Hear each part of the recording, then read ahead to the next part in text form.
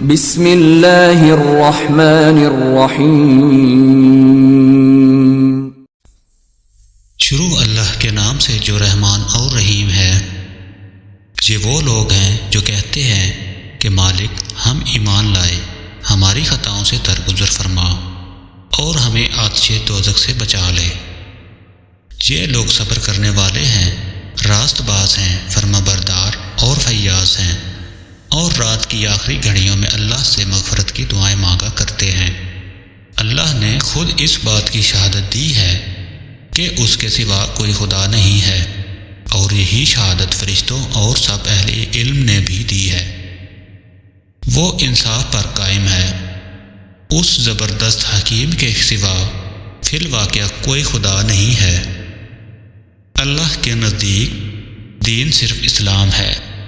اس دین سے ہٹ کر جو مختلف طریقے ان لوگوں نے اختیار کیے جنہیں کتاب دی گئی تھی، ان کے اس طرز عمل کی کوئی وجہ اس کے سوا نہ تھی کہ انہوں نے علم آ جانے کے بعد آپس میں ایک دوسرے پر زیادتی کرنے کے لیے ایسا کیا، اور جو کوئی اللہ کے احکام و ہدایت کی اطاعت سے انکار کر دے، اللہ کو اس سے حساب لیتے کچھ دیر نہیں لگتی۔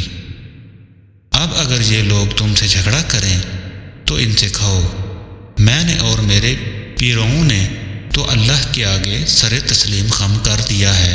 پھر اہل کتاب اور غیر اہل کتاب دونوں سے پوچھو، کیا تم نے بھی اس کی اطاعت و بندگی قبول کی؟